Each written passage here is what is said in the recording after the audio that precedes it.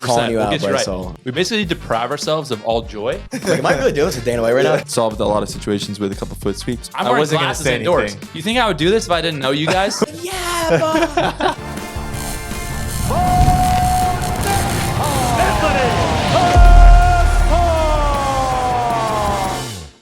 What's up, y'all? Bo Nickal here. This is Nickels and Dimes and Drinks. Leave a 5-star review, please. I want to just kind of intro you to the fans a little bit. You're very big on TikTok, very big on YouTube, doing a lot of cool stuff. Tell me how you got into that. Tell me how what was that first TikTok like? Yeah, dude. So my dad and I, was February 2020. He was making a cocktail. I had TikTok on my phone for like a week. Thought it looked cool. Put some Frank Sinatra in the background. We were pre-gaming. We were going out to eat like with our family. And that's what he calls it. So he's making cocktails and he made one, and I was like, let me see how this looks. Posted the video, didn't think anything of it. Check my phone at dinner. It's blowing up on us. I still, at this point, I wake up the next day. It's got like a couple million views. And Wow. for me, that was my reaction. I was like, 2 million. I'm famous. Wow. And then I remember I had like 10,000 followers, and I really thought I did it. I did something here. So the next day I was like, Dad, we got to keep doing this. Let's just keep making cocktails and videos. And neither of us were bartenders. I had immediately changed the name to Johnny Drinks because now we're going to be official bartenders of TikTok. And quarantine hits, we had nothing to do. We pretty much hammered down and said, look, if we're going to be drinking, we might as well film it.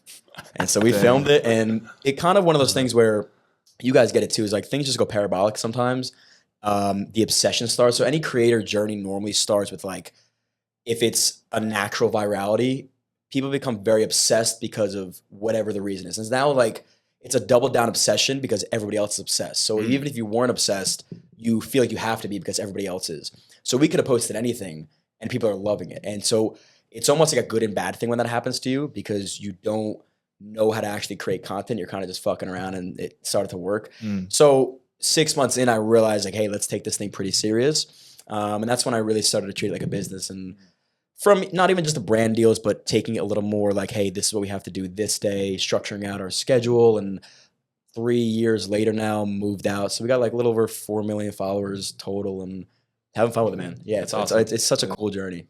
That's so fun. Yeah. Yeah, that's so cool you guys hit it before COVID too, because I feel like a lot of people were hitting it big in COVID. Like we were forced to stay home. People were just throwing stuff up, and like the most random stuff was going viral. But the fact that you guys had the idea and then COVID hit, it was like the perfect scenario to have it. You're almost like slightly ahead and then just let it roll. Dude, I mean, from a timing standpoint, I actually couldn't have pictured or painted a better picture. Maybe a year before that was like the dudes that were on Musical.ly, and then they just kind of, or like Musical.ly and Vine, and they transitioned over pretty easily. But nowadays, dude, you can still go viral. Building a page is really hard because everybody's doing it. Now you got to think about, I'm not competing against other creators. I'm competing against the moms that made a pie and they went viral for making that pie. And they don't know why. So now my content has to compete against that. Right. It's not impossible, but anything that you thought you had to do, you got to double it now. What's changed in your strategy from, let's say early in your content kind of career to now? Strategy is always evolving, and I think what happens is you start to like overthink yourself. What I've had to do a lot of times, and it's very up and down, where it'll be a great stretch and you're kind of late. It's like, it's anything else. You're kind of like in this flow state. You make content, it does well. You're not worried about it. You make more content, it does well. You're not worried about it. And then something happens where it's not going as well. You start to overthink things. You start to analyze things. What went wrong? What can I do better? And sometimes it's really nothing. You do not have control over a lot of things. And what I like to do is really take a step back and try to figure out why people liked our stuff in the first place. And it's not about, look, you can dive into the details of, oh, this video has to be this long and I have to start with this and end with that. But it really comes down to being authentic and what did people like out of the first 5 videos. If you can replicate that and try to do that over and over again as close as you can, you'll tend to be pretty successful. That's cool. That is cool. That you're kind of going just back. What I heard there was that I felt was big was going back to that foundation, that first 5 videos of what people love about it. And the strategy is always evolving, and you're adding in different things, you're taking out things, but what's your kind of ethos in a sense? And exactly, dude. like why do people identify with that? What is it that when they see your video that something hits them, right? Because I saw your videos long before we ever met. And I was always like, yo, this is dope. I don't know why. I don't even really drink. But it got me for some reason. Yeah. And then I saw you in the freaking UFC event, and I was like, Johnny drinks? Like, what? I was like, Bo Nickal. Yeah. And I was like, you know me? I was like, how do you know me? It's like that Spider-Man meme. Yeah, exactly. Yeah. No, that was a really cool moment. And yeah, dude, I think that's the most challenging part of becoming a creator. Because look, you said, like, you talk about the ethos of the brand. The reality is we're different people than we were 4 years ago. So I'm 27 now. I played the role as a 23-year-old kid that didn't really know anything, right? Hey, Dad, how do you do this? Right. I'm going to be very honest. It's harder for me to play that role now because the ego gets in the way. And you're like, no, I do know how to do that. I have to be the guy now. People don't want to see that. They want to see the dynamic of the son asking the dad for advice. And I've admitted that I think I've lost my role a little bit. And I got to take a step back and find out, how do I mesh being more mature and more knowledgeable with still taking a step back and saying, hey, Dad, I want to learn from you. You know, it's like, because now you don't ever want to overstep the guy that is the face of this brand. But there are some times where I'm like, I think I know more than you. Yeah. I think I got this one. I think I can handle it. And then you start to, like, you do really cool shit. You meet really cool people. And I would never want to overstep or do it alone or without my dad. But you start to want to create your own voice. And like, at what cost does that come with? Does it ruin or risk the entire brand? And if it does, you should probably not do it. You know, I think that what people did love that relationship between you and your dad and you being young, wanting to learn things. But I feel like that could just almost evolve into a similar conversation on a different level, right? Totally. It's just, okay, Dad, at first it was, how do I tie a tie? How do I make an espresso martini? How do I do these things that I just need to know to grow up? Obviously, espresso martini, absolutely essential. Delicious. But, you know, from there, it could be a conversation of just maybe in a different plane, that you're getting more as equals. That's it too, right? Like, yeah. so we have a podcast now too, and we talked about questions you want to ask before marriage or before moving out. Like, that's the sort of stuff that people are looking for. And again, you don't realize what you're doing and how much impact you're having until you really, really look and listen to what people are saying. So the comments aren't just, hey, I love that drink. It was, I don't have a dad in my life. Like, you're fulfilling that role for me. And that took us by like storm. We didn't realize the impact we were having. And you got to realize that, because if you don't, you're going to start just messing around and you could fuck up somebody's life. Like, and little example, I remember back in the day, there was a video that was going really viral. My dad was smoking wood. Like, he did like the smoke glasses. Yeah. And people were asking constantly, like, oh, what wood do you smoke? And I had no clue. It was like pine. And I didn't realize that smoking pine is like terrible, very toxic. Yeah. And my dad's reading the comments, is like, what are you doing? You can't tell. And I'm like, I don't know. I just thought it was a wood. And he flipped. He's like, you are telling people the wrong thing. And so now we really try to educate ourselves before we educate other people. But little stuff like that, like, even, you know how it is. Like, think about when you're growing up, 21 years old, and you had an influencer or a creator you looked up to, and they told you to eat this, you were eating this. Right. You don't realize that even your opinions matter. So when you say, hey, I don't like this person for this reason, you got followers now that are saying, you know what? I don't like that dude either. And so you carry that weight with you, and you didn't sign up for it, but it's like, that's the role you got to play now. Yeah, it's reality. Yeah, it's reality. You're a role model, and you guys are role models for dudes you have no clue even exist. Little 15-year-old wrestlers. Right. Yeah. Out in Pennsylvania and New Jersey. Saying I want to be like Nickal and Dime one day. Oh my gosh. What's up, y'all? Bo Nickal here. I got an awesome announcement. Betr Picks is now live in the Betr app. This is real money fantasy gaming. What we got on Betr is the biggest payouts in the industry. You can win up to 100 times your money. So you put in $10, you win 10,000. $10 million. $10 million. This is available in 24 different states: Florida, Texas, California, many more. New customers, Betr will match your first deposit up to $100. Get your paws in there, make some money. I love you all. How was that relationship with you guys progressed? Because that's something that struck me. I can see now as you're talking about it, like, why so many people were drawn to it, because he just, from the outside perspective, he represents that dad that like everyone wants. Now I'm sure he's your dad, so you have a different perspective on it. But he has that. He's like very put together. He's knowledgeable. he answers questions in a certain way, so like you feel like you want to hear more from him, and then you're approaching him in a way that the kids like identify with, like questions they can't ask their dad or they don't have a dad. Yeah. So how has that progressed for you with your relationship with him?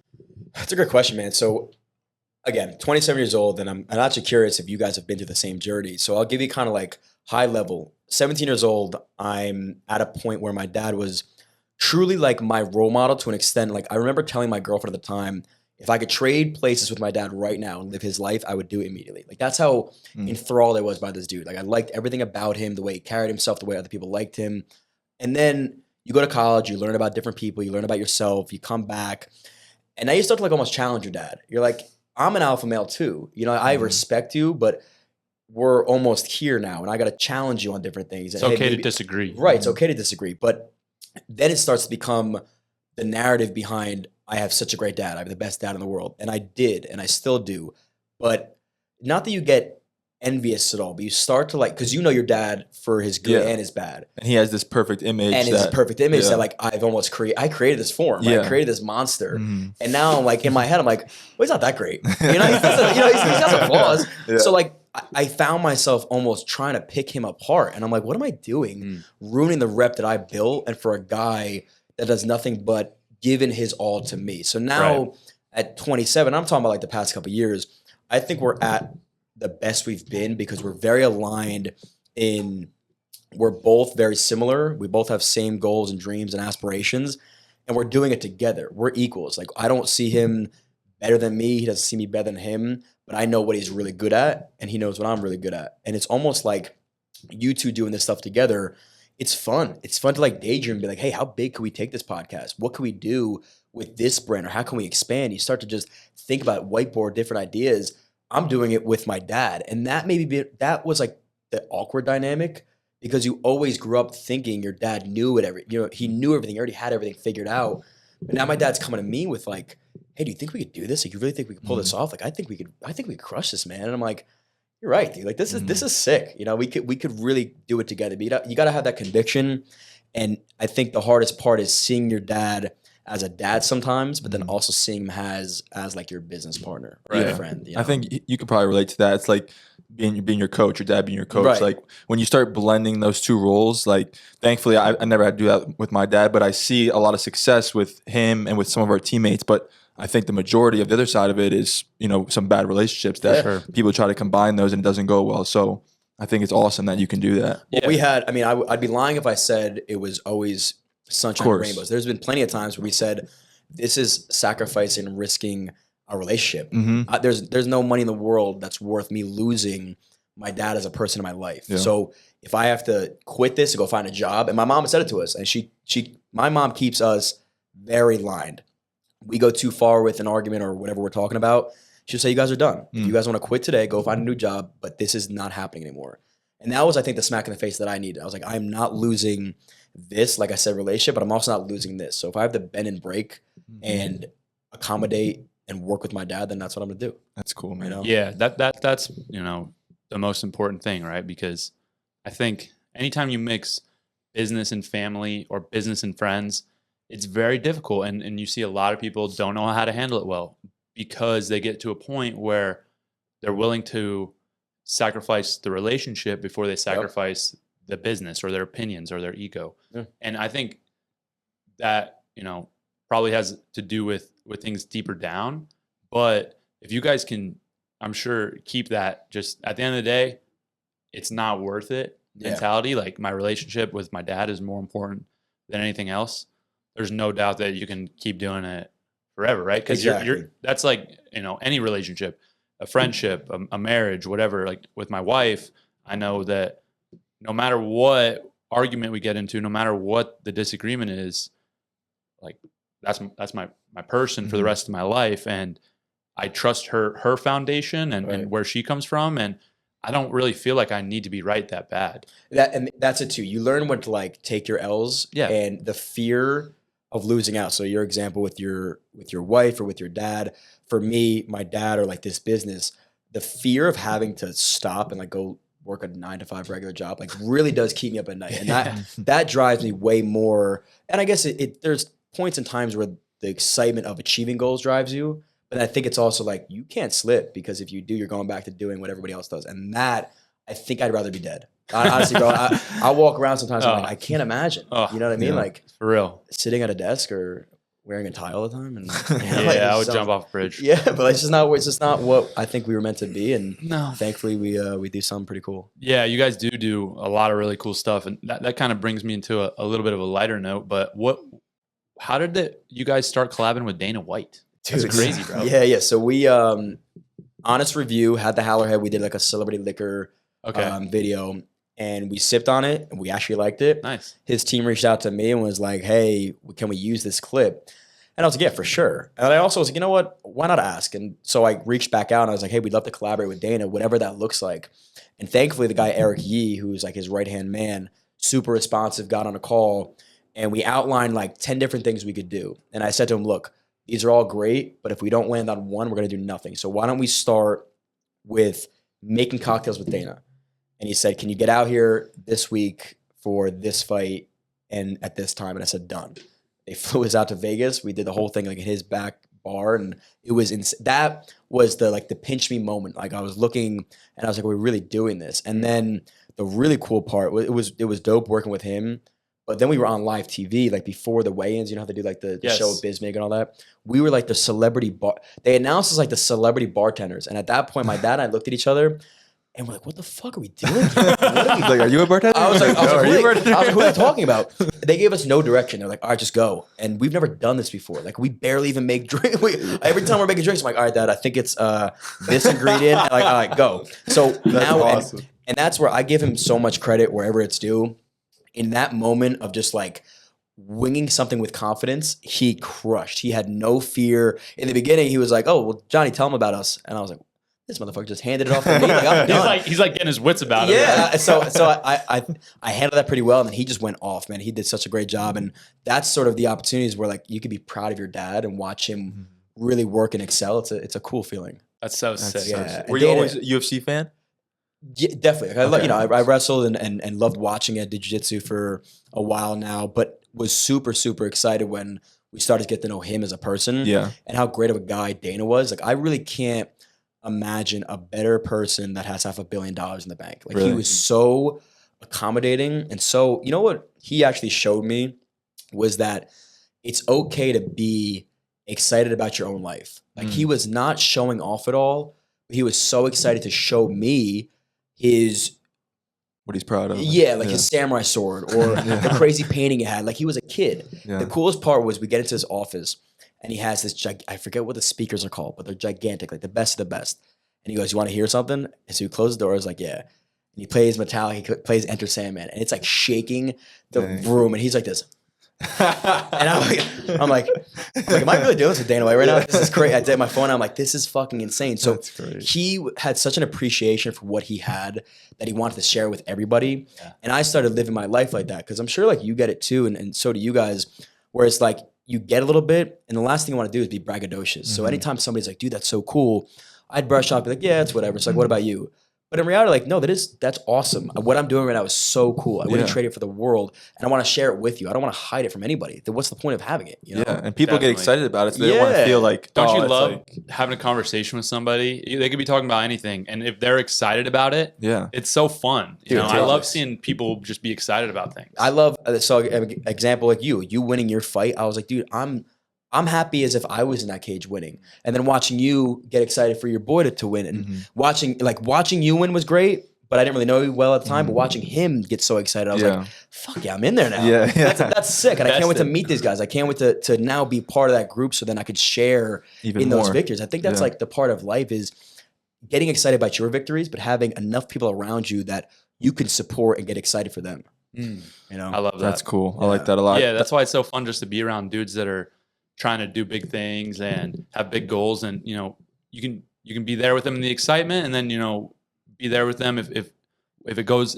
south, like you're there still. It's like, you know, you're kind of all on that train together, even if you're trying to accomplish different things. That's why I felt like him and I are so close.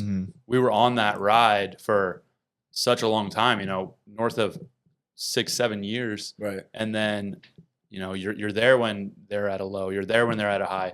and you get to feel all those emotions together, and then that's really what life is about at the end of the day, being able to share that. It's got to be so much sweeter for you guys too. Like, you know, me watching Bo win is great, but you watching him win and walking him out there, you could probably reflect on all the moments that he was in the room upset after his loss, you know, or when he wasn't feeling great. And you're like, no, I made sure I was there to support him, and now I get to relish in like that he's winning UFC fights. Like, this is insane. Sure. I was the last fight you had where you mauled the dude in 38 seconds. So I'm sitting in my apartment complex, like movie room, and we got a bunch of guys that are like, and people are like, oh, like Johnny knows him, like that, this and that. And now I'm cool just for knowing Bo.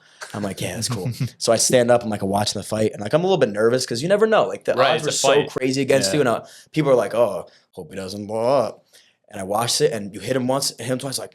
And I was like throwing pillows, like, fuck, let's go. And now people are like excited because I knew you, you know? Like, so I just got the whole room pretty jazzed up. I love that. Those are cool moments, man, that you don't get unless you put yourself out there. Yeah. And I think you got to give it to get it, you know? Yeah. I get excited from other people because I feel like I'm pretty good at genuinely supporting and being happy for other people. I'm going to show you this real quick. I just got this picture today, but y'all will both appreciate this. So this was a card that just came out from Panini of me, and it's my new favorite card because you'll see me, but then look like just down by my hand. Is that it? Yeah. That's sick. Double card, got us both in it. Awesome. It's so cool, dude. And look how happy you are, bro. After which this was my first win. Yeah, my first UFC win. Yeah, that's awesome. You guys gotta frame that, bro. Oh, 100%. Yeah, cool. It's on the way. So that's so we'll dual sick, dude. auto one side, he'll auto the other. Hell yeah, that's really cool. Yeah. Hopefully that's not the one I'm yelling. He's dead. That was my. So dude, this is crazy. So that's sad. My first my first pro fight in Richmond, Virginia. I knocked the dude out in about the same time. That was the blonde hair, the long hair? No, this guy. He had long hair. Did he have long hair? Yeah. You pieced him. You hit him with I hit him with like a crazy uppercut. Hook, I almost thought that was fake. I was like, there's no, that time I was like, there's no way that was real. Yeah. Like you hit him so clean and he literally did nothing. It was like a video game. Yeah, literally. I thought I was playing UFC. Yeah. So immediately I just sprint back to the corner, jump on the cage, and Anthony jumps up and he's hitting me in the leg. He goes, and all I hear is, he's dead. He's dead. He's dead. You're like, wait, what? That was like the first time. I mean, I kind of knocked a guy out in an amateur fight.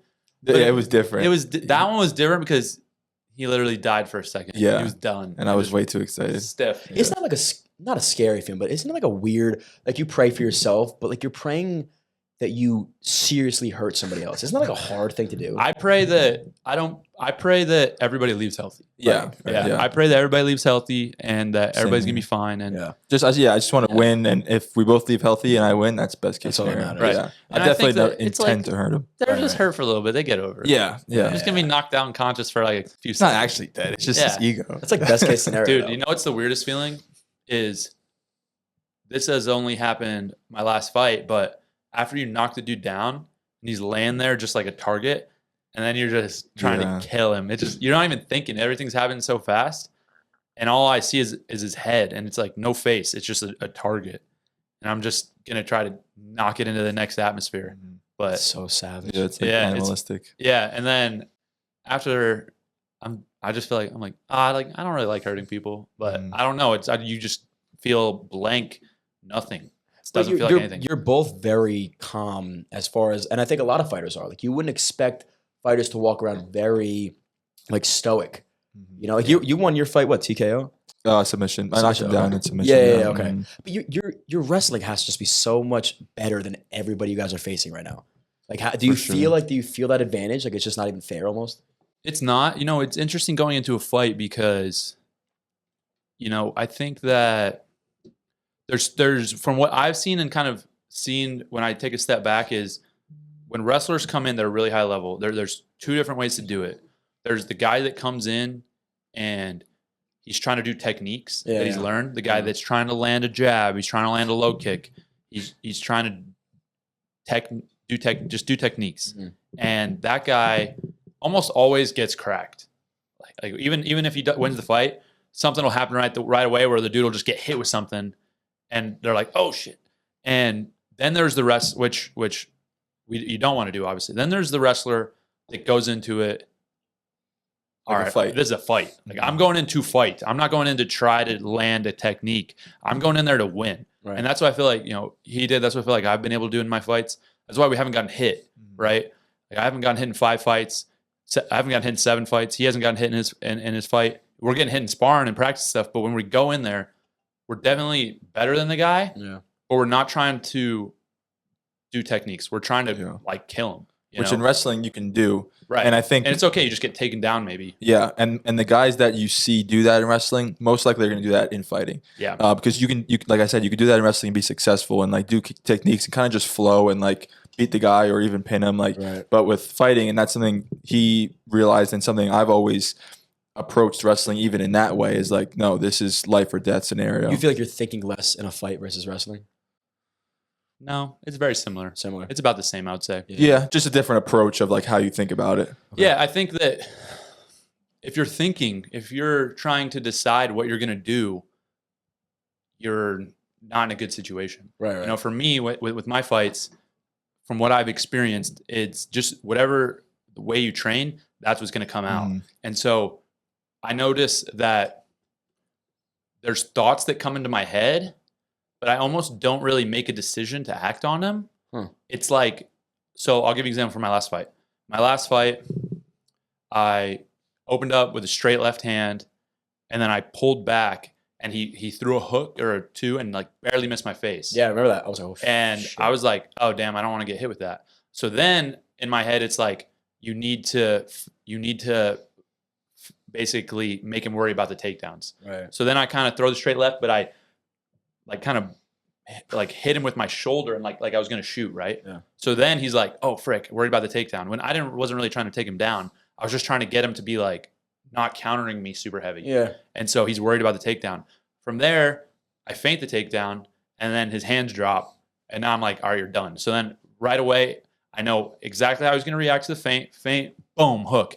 And then the last decision really was right after I landed the hook, I saw him kind of do this. And so then I had to decide, all right, how good did I hit him? Is he still dangerous? Should I move in for the kill, or should I be patient and then set something else up? Yeah. And so in that half a second, all this is kind of going through my mind. And I think just the training and my mentality and my personality is go for it. So then boom, boom, boom, finish him, right? So that just is kind of what came out, right? There's all these things that pop into my mind, but I don't consciously even make the decision. I just am reacting how on instinct. You knew it was time. Yeah, and that's just me personally. I think a lot of people can be in that position and then sit back and still be calm and set something up and do things just as effectively.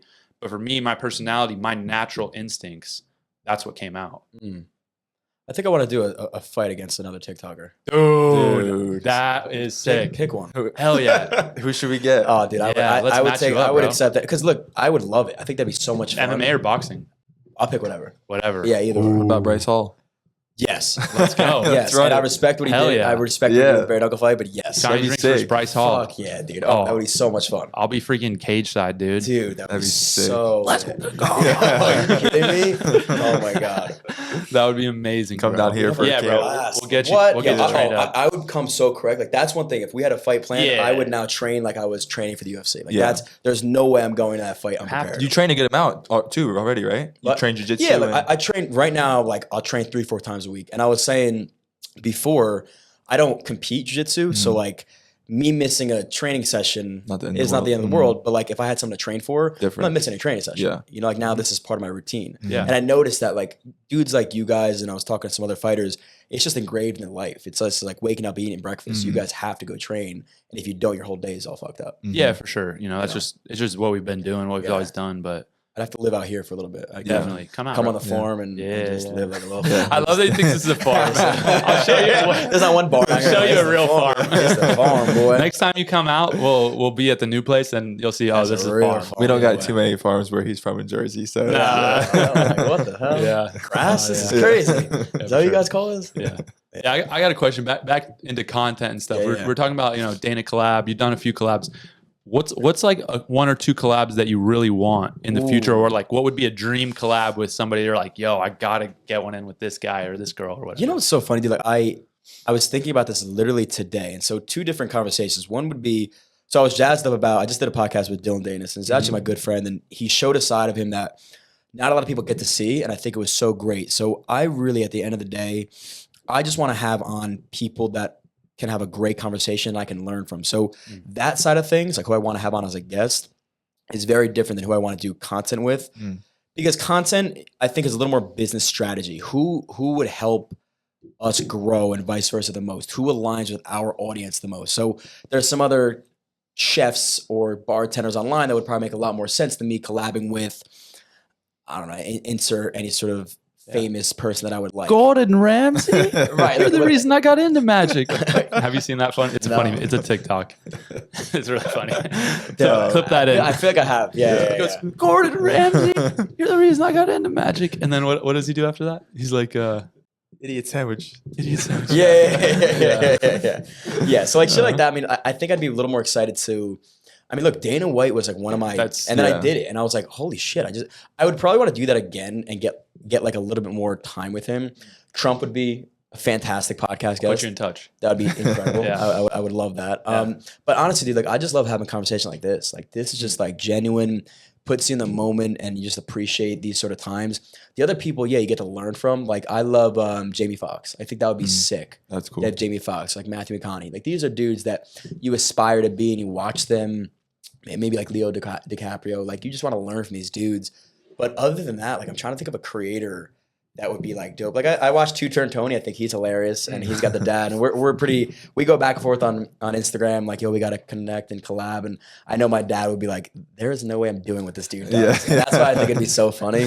So dudes like that would be cool. But I'm open to anything, man. I love learning and working with other people because like you pick up on little things. Like, even my boy Kuso, like I learn from him because some things he does, I'm like, dude, you're just so passionate about what you do and have so much conviction in your brand that you really don't give a shit what people think. And you know it's going to do well. And what happens, it does. He doesn't overthink anything. He just goes and knows what he does best. And he stays in his lane. He's really, really good at putting blinders on and doing what he has to get done. He doesn't think about, oh, I'm a big like opportunity cost guy. Like I love what I'm doing here, but at what risk or at what cost does it come with? He just doesn't give a shit. I could tell him like, oh, have you tried that? I was like, nah. Have you thought about this? Nah, I'm just doing this. And I'm like, well, it's fucking working. So I was like, I guess I can't tell you what. Listen, and he's a great content creator, and he is very strategic in his ways. I'm not saying he doesn't do his research, but he's very focused, and that's all he like I said, he puts the blinders on. Bro, my first freaking fight, I roll up and I'm nervous. I'm nervous as hell. Oh, yeah, that's a good one. And I'm walking out, peak nerves, and there's crowd, and I'm like this. You and Kuso are front row right there. I look up. I'm like, what's up, boys? My whole vibe changed. It honestly helped me so much. That's mentally. awesome. As soon as I saw him, I was like, oh, hell yeah. Let's get this. No, it's just my boys here. I was like, no, it's just a bunch of boys. We're about to fight some dude. I've never screamed like that in my life, bro. I was like a little girl out there. I was like, yeah, bro. Yeah, that was one of the best experiences of my life. So fun. That's awesome. Yeah, that was so fun. I just couldn't believe it because I think you told me that you were going to be there and stuff, but it was just, I was so focused. Yeah, you were in your camp, obviously locked in. Dude, yeah. And then I see you guys, and it was like a 180 in my emotions. It was as serious as you could get to as happy and loose as you could get. I'm a happy, loose guy. Like, I want to be, it's better that way. I want to be out there smiling. A lot of times if when I walk out, like, obviously I'm vibing to my walkout song, but even if my opponent has a good walkout song, I'm kind of like, all right, let's go. Let's get it. Like, let's have some fun. You're having fun. Yeah, because I think let's have some fun. I'm assuming at the end of the day, like your thought process, like what is the worst that happens? Like this, I'm doing this for the fun of it and love the sport, and I appreciate it and just enjoy every moment. My thought process, I wouldn't say I think about what's the worst that could happen. I mostly am just all, positive, be present. Let's have fun. Let's have fun. Let's have fun. It's not like, I don't ever worry like, okay, I'll say this. Leading up to the fight, of course, there's going to be a bad thought here that, what if I get knocked out? What if this happens? But I've just trained myself to refocus on, let's have a good time. Like, I don't do this stuff to be like tight and it's fun for me. This is fun. And that's, if it wasn't fun, if I didn't enjoy it, I would do something else. Right. And if I ever feel that, I'll just retire. Because if I'm not like having a good time, my favorite thing I get to do is a few times a year, I get to go out in front of 25,000 people and I get to absolutely obliterate someone's face. And that's the best for me. That's all I want to do. And I only get to do it a couple times. So You don't let's have ask for fun. much. Just That's give us all I want. Just deal with something and break Couple times somebody's a nose. Give me year. that. Give me a freaking cappuccino in the man. morning. Give me an In-N-Out burger tonight. I'm good. And just beating somebody up. Yeah, You know what's funny? that Like you're sounds amazing. doing what a lot of guys just want to do. A lot of these want to live through you. It's like I wish I had the power to just mash somebody's skull up, but I can't. I'm gonna watch Yeah. Bo do it. You can though, bro. No, We're I gonna gotta- get I you gotta set up. and you will. Bryce You can, Hall's you will. fucking- You can. You will, bro. 100%. Calling you We'll out, get you Bryce right. Hall. Yo, Yeah. our coaches are the best in the world. Boxing, Oh, let's MMA, go. whatever you want. Yeah, I'll let's get you get set. let's get my next fight. Get it in Jersey. Let's go. Have you I'm on the there. same card, bro? Just sell that fucking out. there, bro. That'd be I am awesome. there for sure. I'm would gonna start be- training just in case. Yeah. I will say this. This is changing the subject a little bit, but I feel a little uncomfortable. You all right? What's wrong? You guys, I got Yeah, I'm you from should. freaking You Texas. should. Yeah. I got two you Jersey should. boys over here. Y'all are as Jersey as it Yeah, gets. I'm I wearing wasn't gonna glasses say indoors. anything. You think I would do this if I didn't know you guys? I wasn't gonna say anything. Yeah. But There's like no shot. I This was is- wondering when you were gonna head out because Yeah, we this have a is- lot of I things don't to know if catch you, up I don't know if you on. noticed, I was like kind of hovering over the side, like inching over more and more. Yeah. I have my Austin, Texas hat on though for you. Yeah. I was gonna wear a cowboy hat. You had to but I was balance like, it out a that's little not- bit. That You might was take a it the nice wrong way. gesture, bro. I do Yeah. appreciate that, making me feel more comfortable. But It's not working. There's something about Jersey, man. It's just I know you guys so well at this point. It's like yeah, he has met quite a few Jersey people, and I've given him on the rundown. Like there's very different set personalities of a person from Jersey. Yeah. And he's met pretty much all of them. And Who are I've the had to worst? walk him through. And the second we met, we're already boys. Yeah, He right, he yeah. assumed we knew each other because you have a good vibe I and you're a did. specific type. But there's a lot of types that I gotta be like, yo, he's just saying this, but he's Bro. actually like cool, or like, yo, he's actually not cool. right. Yeah, that's my Fuck that thing. Is I meet somebody from Jersey, and it's either you're gonna be my best friend Yeah. or I'm going to hate your guts. Yeah, There's dude. no in between. 100%. Yeah. You meet some dudes from like South Jersey that like Ah. are, Yeah. are like Philly areas, Jersey dudes. dirty. They suck. That's Yeah. dirty. I went to school down in Rowan. Those dudes suck. Like they just live. They're not fun to be around. They're not fun. It's To, like, they have a weird man. accent. It's They really they like- suck. a couple different states within one. It's like It there's is, so much man. extreme. So you're North Jersey, Yeah. South Jersey is way different. A lot of people say there's no central, but I'm in Princeton area, which is like super central. So you're a So, big central guy. Yeah, so I go back and forth. But Yeah. I was actually, I don't like to admit this, but I was born in New York, Oh man. and then don't ruin your rep. and then we moved to It's the reason that he's fundamentally a bad person. yeah, that sucks, dude. What part of New York? Long Island. Oh, Yeah. I So, knew it. but we moved there. We moved to Jersey when I was 6. So I was raised in Jersey, All right. and to be honest, I hated Jersey up until like high school because I always wanted to move back Until, to, like, to last New York. year. Yeah, right. He's like, Because nah, all it's my like- extended family is still in Long Island. But then when I got to college, I realized there was so much hate for Jersey. Like I never left Jersey in high school, so Yeah, I yeah. thought everyone liked Jersey except for the Jersey Shore or whatever. But most of those people were from Staten Island. So Exactly. when I got to college and there was so much hate for Jersey, I'm like, all right, well now I'm really gonna rep it. Yeah, hell yeah, exactly. You have Yo, to. yeah, so I've then never I- seen somebody like this guy, bro. Literally, our entire college career can be summed up in one outfit. It's a wife beater, some like Adidas, size small joggers that fit him like A glove. tights, I'm so basically tight. wearing I can picture it right now. And Tim's, and then he'd wear those exact glasses with that exact cross. Yo, but who's saying anything to this dude? Like, No. literally, you could wear a dress and people would be like, "That's sick, dude." Hell No, yeah. it was this anytime we would meet anybody, everybody would be like, so what's up with you, bro? Like, you gotta tell me, like, what's going on? Like, what's with the pants? I They're actually too wish tight. somebody said something to you. Yeah, but That'd be Yeah, pretty no one funny. could read me. Nobody- It took him until like a couple years ago to be like, oh, yeah. you're actually a You're good just person. from Jersey. Well, I think we can both agree that Staten Island people are Yeah, that's a whole different world. they can't, and just the accent, like they just Yeah, bro, it's- that's Trying too hard. trying to. What are you? But what are you trying to do? You're trying to annoy people. Like you take pride in being an annoying person, and that sort of sucks. But we do get that drip over because I'm in Jersey City now. Yeah, you're So close. sometimes even the Essex County boys, they got a little bit of like that Yeah. Staten You Island, gotta like that keep them in crazy line. accent. You gotta You keep them in do. line. That's a You good do. point. It's Mm. they're fine as long as you just give them some direction. Yeah. Like, this is how you should act, and then Yeah. they're like gonna fall in. And everybody thinks they're tough around there too. Like, so Oh. the Yeah. Jersey bars are a lot of fun, but Oh, so many something fights. changes in the shift in dynamic, and it's like everybody now knows how to fight, and in reality they don't. And now, like, what are you doing? You're at a bar trying to fight the dude that you Yeah. don't even know for what reason? What's the Yeah. point? I never understood that. I don't get it either. Right. Yeah, There was a lot I stay of- away from those places. Yeah. It's- Yeah, they're too pretty for Dangerous. those places. Well, good thing you Yeah. did, because like, you could have been the opposite and been like the dude that like was a real dickhead and was like, Yeah. I'm gonna beat up 5 dudes a night. Yeah, I wouldn't do that, but but I was afraid. I was always afraid of like getting lured into something like that? Because you know when you're with your boys, like all of a sudden they're a lot more confident, like calling people out, and then like looking at you, I'm like, yo, I'm not here for this. Well, I'm happy that you guys are not like that. Yeah, We've never, I mean, no, been in a street fight. Yeah, I've never had to like completely throw hands. I've solved a lot of situations with a couple foot sweeps, but thankfully. Foot sweep, easy, set him down, nice. Yeah. No. And I say, you're done. Stay. You know what's funny? There's probably people out there that are like, yeah, these guys haven't fought in the streets though. Like I see red. I could take these. They dudes. definitely are, bro. Yeah. That's your classic MMA. You think fan. you Maybe guys if could they're take 260, I don't know. I was gonna say, do you think you could take Bradley Martyn? Yeah, for sure. I don't know, man. He's big. For He is sure. In the street fight? I do need. Yeah, for sure. What's he gonna do differently in a street fight? Listen, I don't know. Maybe tackle you, dude. Maybe try to take you down. He's got I do range. he's got a need good- an opponent. he's So. tough. He's got a good like shtick about that. Yeah. A lot of people He's get blowing riled up up for about it. Yeah. Oh, what are you gonna do, bro? I'm 260. Yeah. Listen, but he knows what he's doing. Yeah, I think he's a smart dude, and he's playing No, into he's that whole great. thing. Yeah, he's I doing. hope he's just genuine about that. I hope No, he's he's legitimate. not. I would rather him be genuine about it than be playing it up Yeah. and like not Oh, actually.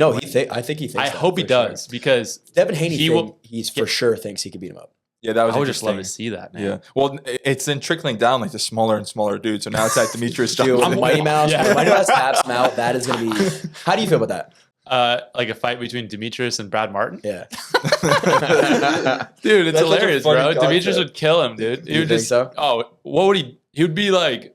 So this is the thing. He thinks, oh, I'm just gonna grab you and like squeeze your head, and it's like, that's not not real. physics. It's not gonna happen, dude. I was talking. He's gonna to, like, even if he gets a hold of him, Demetrius is gonna, he knows jujitsu. He's gonna pull Mm-hmm. guard, leg lock him. He'll probably tear his ACL or something. It's a big dude. Though. Well, I was talking to some guy, actually, Jimmy House. I'll give him a great shout out. Great dude, black belt, power lifter, like jacked up.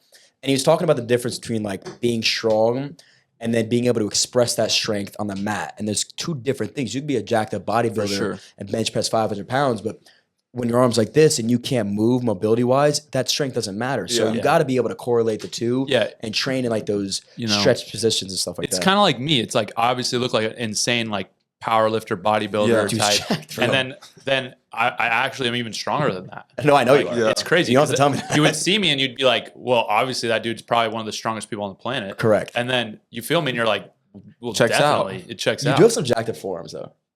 Yeah, you got Thanks, big. bro. Appreciate you. You got big forearm. I've actually been grabbed my one time guy. I got grabbed by one time by Bo and I was afraid for my life. I was like, We rolled. He was good. my feet were off the ground and I was like, I just hope he puts me down gently. And then he did. He like tucked me into bed and I was like, Let's this hear is- that story. So we brought him. There's actually a video I can show too. Oh, jeez. So we brought him to my old jiu-jitsu spot in You brought up David McFadden. yeah. That guy that I rolled with at the beginning was his Knew neighbor. him. Yes, that's where it's from. That's exactly who that is. Yes. So I brought him and we did like a little bit of like a prank. We acted like he was this like newbie Yeah. that didn't know what he was doing. We put Did I him in put on like a fake mustache? put him on a fake mustache. And then the best part was we left his socks on.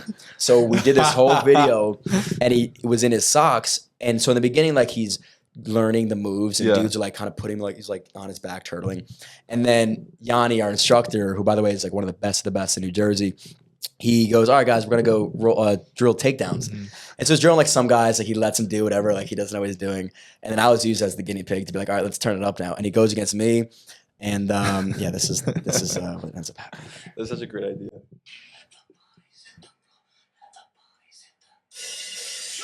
And the body's definitely hit the floor. That's why I was like, you know what? I'm going to at least try to shoot on him. Like, yeah. I can't sit here and let him take No, me. that was I have to good. at least. No, attempt- he's pretty good. I was like, listen, fuck it. So and then the whole video is just him mauling dudes. Dude, Like, you know, really just having a good time with That's people. great. It was really fun, and there was two parts that were really funny. The first guy that I went with was probably 50, 60 years old and kind of a beginner, and I was just having him show me the moves, act like I didn't know what was going on.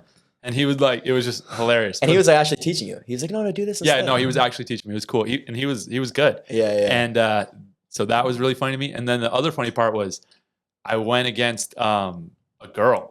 Really? A girl rolled up on me. And Yeah. she's Is that when good. is that when you turned She it was up? good, dude. Who was? Dude, she like tried to jump on my neck. Yeah. And I had to like freaking try kind of hard, and I kind of like dumped her on the ground. Well, here's the thing And I about was girls. like, Girls in jiu-jitsu, I gotta like, try. they Like, have I'm not- no- you're they have not no choking- ego. Yeah, They'll try every move because they don't care about missing it. So Flying now triangle, you got to worry like, about it. whoa. You're like, I'm Oh, not that's getting choked by a interesting. girl. Hell Right no. Yeah, it's a different approach. Yeah. because I mean, if anybody gets you in a certain position, it's like you're in trouble. Yeah. Right? Yes. Like this is not good, 100%. and you can't allow that to happen.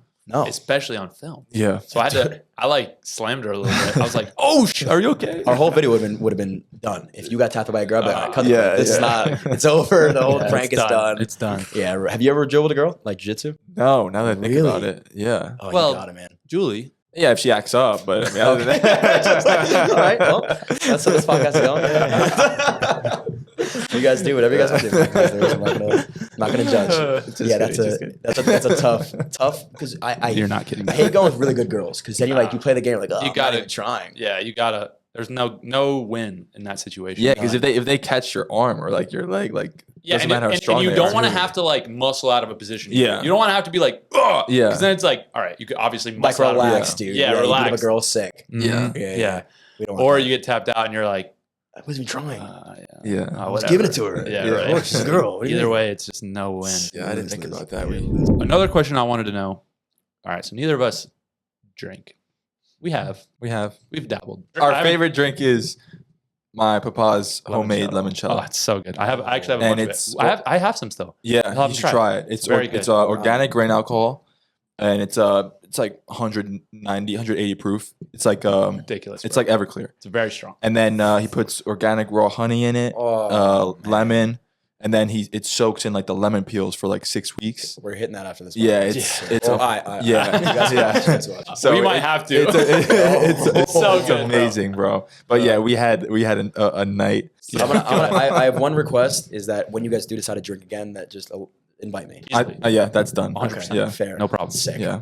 Yeah. It's always it's a spectacle. Oh, and we'll make it a spectacle for Yeah. sure. Yeah. We've We only like to have a had good time, only yeah. ever had good times. Yeah. We so love to have a good time. I grew up drinking in high school, big part of my family, everything. It wasn't until I got here that the culture was like no one drinks. He took a little bit to adjust. Yeah, it took me a little bit to adjust. I was like, what do you mean? Like we just Weird. train hard and then we can hang out when we want to. Yeah. And so it took like a couple years, and then I started realizing like, oh, maybe there's something to this. Like there's some breaks in my improvement. Like I'm not getting I'm not getting everything I want. And so then one day I just was like, all right, I'm done. And then that led up to like nationals, finally achieving my goal. And then it was like a little on and off from there. And then when I got into MMA, it was like, okay, now I want to do this, this, and this. And so for the next like 10 or so years, it's just Wow. boring, nothing. But Do you crave drinking at all, or Not you're so really, locked like, in on what you're doing? I feel so good like without it. I'm so focused, and I feel a lot of benefits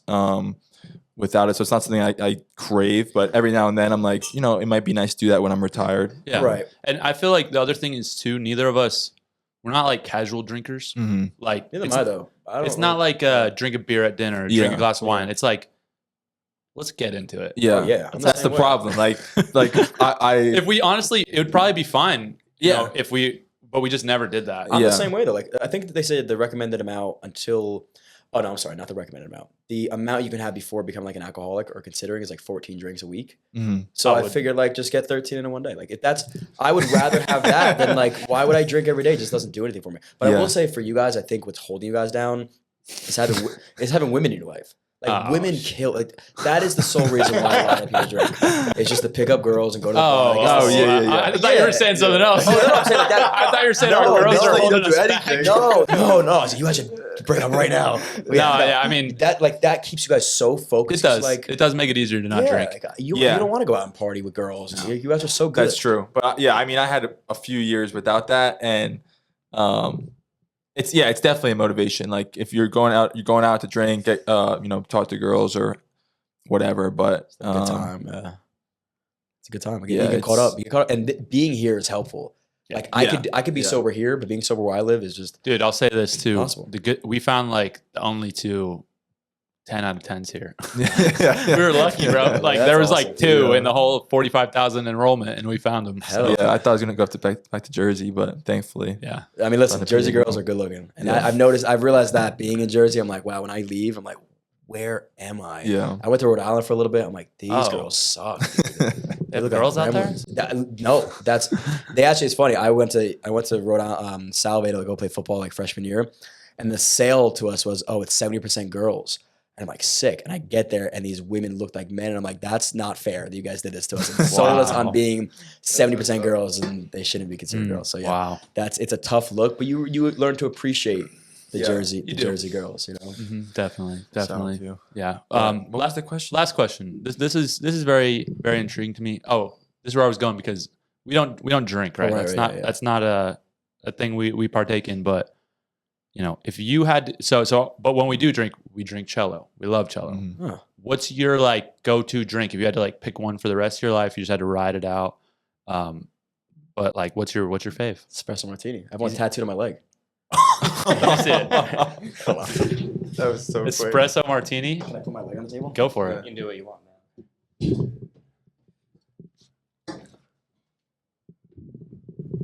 Wow, with the freaking drop in the coffee grinds, the espresso beans. That's an insane tattoo. Yeah, That's so sick. Dude, you want to know? I've never Had an espresso had an martini. espresso martini, Get the fuck out. Are you serious? bro. I love coffee, and I do like alcohol. I not Clip that. I love coffee and I do like alcohol. Hey, and you know what? A little cigar never hurt anybody. Dude, how? enough.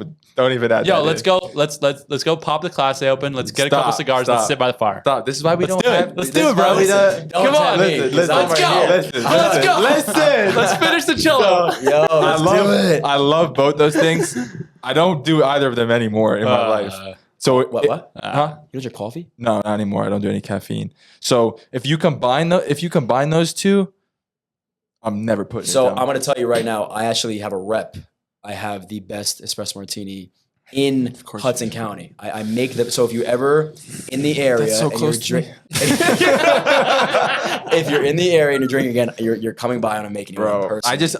I don't see a scenario where I don't conquer the world if I try an espresso martini. Why do you think I love them, dude? You are unstoppable. You really are. Yo, how about the time that back to our drinking days that I rolled up? We're in that bar in Pittsburgh. So we're in Pittsburgh. It's like 2 a.m. and we roll up. This is to the bartender. And we're like, "Yo, 2 Coronas, please. I'm getting Corona for each of us, just to kind of like wind the night down." Yeah. Chick comes back with 2 vodka Red Bulls. Like, nope, that's not what I said. And I was like, And he looked at me, he's like, "Did I say?" I was like, "No." I looked at him and I was like, I guess we gotta do it. Okay. Dude, Yeah, I was like, I said 2 Coronas, and she was like, I could have sworn. It's so weird how that happens. Yeah, Man. yeah. Corona, vodka Yeah. Red Bull, you know, I guess. That's what they say is like, this is the grown up version of a vodka Red Bull. Wow. Yeah, it just tastes delicious, man. Chicks love it. Frick. Yeah. It is a thing too. Like when one person orders it, it's like, That is funny. Yeah. Yeah, fuck it. I'll go. I with saw it. a funny video of that the other day. It was like, y'all having espresso teenies? Yeah. I'm getting one too. Yeah, I'll get one too. Let's go. that must be the perfect like post dinner drink. Ah. You're a little full. You're a little tired. I'm gonna tell you what. I'm gonna set the scene for you. Ready? Please It's like it's Saturday. Close your eyes. Saturday, sunny out. The pool is right there. 11 a.m. and you just hear the espresso machine going. You get the ice. You start shaking this thing up. You pour it. It looks delicious. You take that sip, and you're just ready to day drink until the day's over. And that is the perfect time for an espresso martini.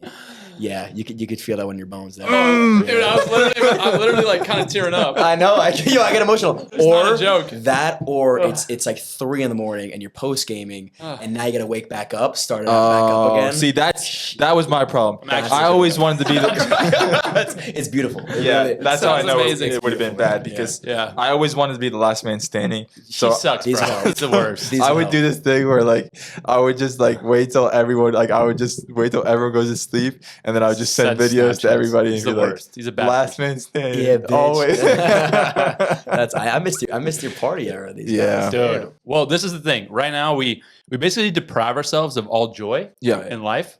Okay. And then in 10 years, when we retire, it'll be like 100-fold. Yeah. You know, we get to have everything. We Well, get so to at that point we'll have achieved everything we ever We've wanted. achieved what we want. So then it's okay. yeah. We'll be on our yachts in Miami. once Yeah. Exactly, bro. Exactly. Exactly. All right, I'm there for You know, that. it's just going to be every night bonfires, espresso martinis, Oh, cigars. dude. That's all all it's it's amazing. That's what we're Yeah. gonna do every night, and then we wake up, Irish coffee, mimosas, Oh, big ass breakfasts. I'm so happy we're best friends. This is great, guys. That's what we do, It's man. gonna be a great man. time. This It's gonna be is a great beautiful. Yeah, It really for is. sure. For sure. Now we just have to go back to our normal lives for a bit, but All right, Damn. That's okay. It's hard when you imagine that because you really put yourself there. Like I'm a very good visualizer. Yeah. I'm very good at like putting myself in the situation, and I'm feeling it right now. I'm feeling it. I'm on the come down. It'll happen one day. Yeah. Well, Great conversation. This has been awesome, man. You guys are cool. Ronan didn't say a word. Right, what's up, dude? He doesn't want to share his stories. He's never had an espresso martini either. Stop. No, I have. Oh, yeah, I'm way cooler. Than Oh, you have a mic, dude? Yeah. What are you doing? Contribute a little bit, man. You're here. Well, he's got that point out of him. So he's Do you just doesn't talk. understand? Do you He's understand starstruck. the fear in my eye? I thought this was the best decision ever. This It's is on the safety. worst. Wow. Oh, wait, it's not. I just. I didn't know you had a mic over there. Yeah, man. Normally quiet. it's us two, and then You're like, he pops in, yeah, and he'll we're pop like, in, hey, not Yeah. Yeah, they shot me with a paintball gun last time. I'm scared Yeah. for my life. do it again. But these are like your big brothers, bro. They got your back. Yeah, I It's know. our little bro. I know. I feel very confident that if I got in a bar fight, I'd feel awful for that person. I would feel bad. Yeah. It's our skinny little bro. Eats about. He ate a big steak today, though. We're Did he? proud of him. Did he finish it? I don't know. Yeah, dude, I finished my steak. Dude. He actually finished it because he knew you were going to say something. No, he has to. He feels uncomfortable. I didn't have body dysmorphia until I hit it right You're here. 300 pounds and be like, I'm still so skinny. Ugh. I can't wait to get fucked up off kombucha, dude. But I heard we're going to kombucha bar tonight. Get lit. Oh, frick, it's closed. Ah. But we're gonna do something. I got that limoncello. Like, subscribe. Yo, where can people find you? Pretty much any social at Johnny Drinks or at John Rondi. Johnny Drinks podcast on YouTube, Spotify, Apple Podcast. Pretty much it. Oh, bro. Well, No, that's appreciate your time. Thanks so much for coming, guys. Yeah, absolutely. Or All having me. I'm so used to being on the other end. Yeah, yeah. Thanks for having me. Thank you for coming. Yeah. Well, it seems like Thank it's your you. podcast. Listen, no, this is You're in the awesome. center. Thank you so For much. sure. This This is man, a bro. blast, bro. All Appreciate right. you. Bye, Cheers, everybody. everybody. Joe Rogan y'all. style. See y'all. Peace.